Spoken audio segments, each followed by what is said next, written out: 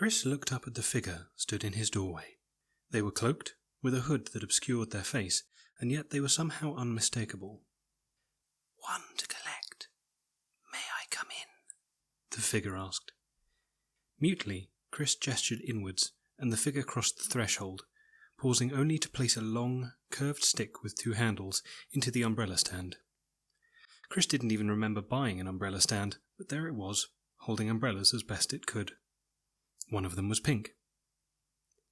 Being British, Chris quickly found his manners. He said, "Can I get you anything? Tea, perhaps?" "No, thank you," said the figure, drawing back its hood to reveal the expected toothy grin. The teeth never moved, but Chris heard a moment of hesitation as the voice spoke in his mind. "Is something wrong? Besides the obvious?" Chris tried to conceal the wince that was already being telegraphed clearly across his face. He hated to inconvenience people, but realized after a brief moment of reflection that it was probably the last time it was ever going to be an issue. "It's just that I always thought there would be a crack in your skull, I mean." "I see," said the figure, followed by a pregnant pause. "Not that it matters, of course," Chris eventually blurted out. "It's just not quite what I expected." "I can't say it's what people usually mention," said the figure. "I try and take good care of it, you see." "Yes, I expect you do," said Chris, feeling the awkwardness of the situation sticking into his back like an oddly appropriate metaphorical dagger. He went to lead the way further into the house, stopped and turned back. "Silly question, but you are a man, aren't you?" "Excuse me?" "It's just, I've always assumed you were a man, and not to say that you're not manly or anything, but I just wanted to ask, and I guess I'll never have another chance to check." "From my understanding, the best way to identify the gender of someone of my particular density is by examining the shape of the pelvis, and I'll be honest with you, I've never really had the time for that kind of introspection." "It doesn't matter, of course. I just wondered, what with the, equal opportunity stuff we have going on round here, I thought it might have reached up there?" His voice trailed off, eventually reaching a pitch that was only audible to dogs, bats, and dolphins. "When it comes to me, I think you will find that everyone has an equal opportunity." That sentence had a certain finality to it. From down the hall, a voice boomed impatiently. "Come on, Chris, you wazzock. Was it pizza or not?" "I hope I'm not interrupting anything," the figure said without a hint of perceived irony. "Oh, we're just having a game night. The old, Dungeons and Dragons." "Oh, Jesus," Chris panicked for a moment. "I'm not going to hell for playing D&D, am I?" "No," said the figure, and Chris sighed with relief. "That's not the reason." Chris's testicles, which had just started to descend, quickly jumped back up inside him like a grotesque yo-yo. "I'm joking," the figure said, quite possibly smiling. "Yes," said Chris. "Because humour relieves tension in humans," the figure continued, a little uncertainly. "Yes," said Chris, equally uncertainly. The light bulb above his head flickered, and by cosmic coincidence, at the same time he had an idea. There is a lot to be said for an environment that knows when to be dramatic. "Do I get a game?" Chris asked. Playing the Reaper for my soul and what have you." "I have been known to play chess with the fates of men on occasion," said the figure. "What did you have in mind?" "It's D&D tonight," said Chris excitedly. "I'm running a new game and I could easily fit you in. If you win, I'll come along quietly, no questions asked." "And if you win, you don't," finished the figure. Chris's heart raced a little at that thought. Still, a slim chance was better than no chance, especially when he'd not expected a chance at all. "Very well," said the figure. "You may call me Brian the Wizard." And the two walked through to the kitchen. "Roll for initiative," Chris yelled, his eyes glinting. They knew what it meant. They had stumbled into a trap. Not some random encounter, but one that Chris, master of the universe, had carefully laid before them, and that they, mere mortals that they were, had failed to notice. Well, mostly mortals. They rolled, and it did not bode well. Chris surveyed his players with glee. Gwendolyn, the half-elf ranger, would not meet his gaze. He was also known as Derek from accounts, for there is always a Derek in accounts, and in many cases Derek has a Gwendolyn somewhere deep within. Grazthuk, the dwarven paladin, aka Other Chris, and Emma, the half-orc druid, aka Ellie, were both staring sheepishly at their shoes. Brian the wizard, aka Try Not to Think About It, had no eyes to meet, but somehow, despite a lack of facial muscles or skin, was looking decidedly sheepish. The others had made no mention of the new player being introduced to the table, the fact that he was a walking skeleton, or that he was dressed in a long black robe. In all honesty, the robe was probably the least unusual part. So far, everyone seemed to be getting on. Brian had even managed to provide pizza from somewhere, again, something that Chris did not want to think too hard about. Steve, the human fighter, aka Steve, was staring blankly at a wall, giving nothing away, because there is always one person in the group who prefers eating cheddar in the smorgasbord of fantasy role-playing. Chris began weaving his narrative. The mist around you begins to clear, and out of the shadows you see a tall figure rise.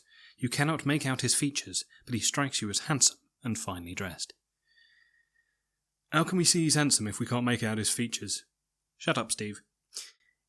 He begins to speak in an accent that you recognise as Wallachian, and not the Count from Sesame Street, so if any of you laugh, I'm going to have your testicles. Or ovaries. Sorry, Emma. Sorry, Ellie. Ellie piped up. It's fine, but that's strike one.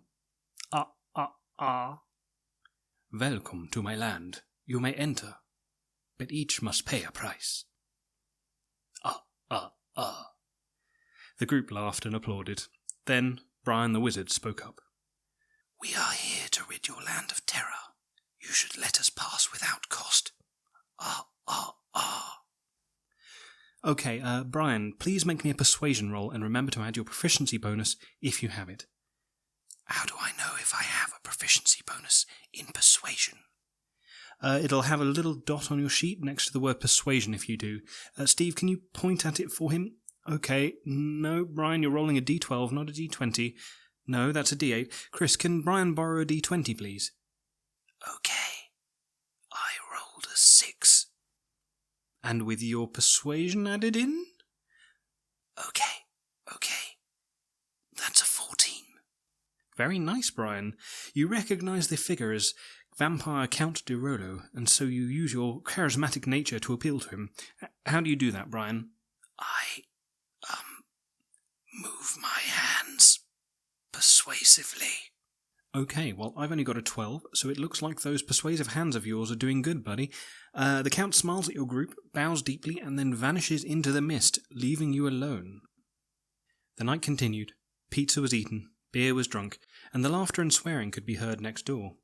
Eventually the evening began to draw to a close, and Chris began his endgame. You're in the centre of the Temple of the Dragon. The Dragon Guardian has been slain. You've looted its corpse. You've looked for loot in parts of the corpse that I didn't think of putting it. There was a brief moment of laughter at this.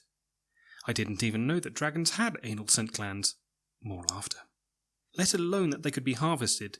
Even more laughter ensued, followed by suggestive nudging, at which Brian the wizard was momentarily pushed off his chair. Then Chris's face became sombre, and the rest of the group drew quiet at his cue. Then it happens, he said. The figure appears before you. You all recognise him. He wears a long black robe and carries an enormous scythe. Chris took a moment to look at all the players in turn. The figure appears before you all and extends a bony finger at you, Brian. Brian had the good graces to shift uncomfortably in his seat. Chris met his gaze evenly. One to collect, he said. And that's where we'll pick it up next week. See you all next week, everyone. Instantly the tension was broken. There was a collective inhale before everyone began packing away dice, arguing over pizza money, and discussing the finer points of the game. Emma, the half-orc, also known as Ellie, cast a slightly concerned glance over at Chris. Everything's okay, right? Fine and dandy, replied Chris, almost convincingly. For a moment, she looked like she was going to say something, but instead gathered up her things, said goodnight to the group, and walked past the small pile of unopened letters by the door, out into the night. Next Wednesday rolled around surprisingly quickly. The week usually dragged, but for some reason, this week flew by. The players assembled outside the flat and knocked on the door at 7 p.m. sharp. They knocked as 4 and entered as 5. Everyone settled down. Pizza was ordered. "Now, where were we?" began Chris. "As if you don't know," said Brian the wizard, producing his bag of dice. "Yes, that's right. The creature appears before all of you, and pointed a bony finger at Brian the wizard. The phantasm's voice booms out with the tremor of ages. 1 to collect." There was a collective intake of breath, and then Brian spoke. "It is not my time.